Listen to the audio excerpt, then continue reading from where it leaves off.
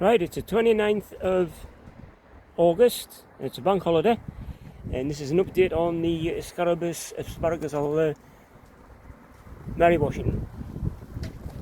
As you can see, it's grown very, very well.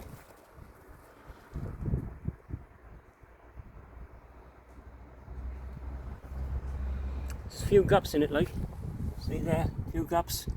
And when the others have grown, the asparagus seedlings will come through a bit later, but apparently on this one I must have lost the seedlings. But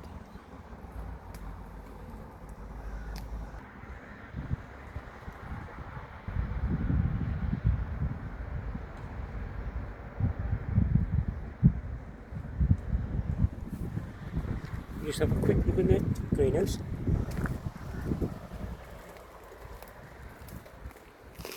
Going very well. Can't believe the season's coming to an end.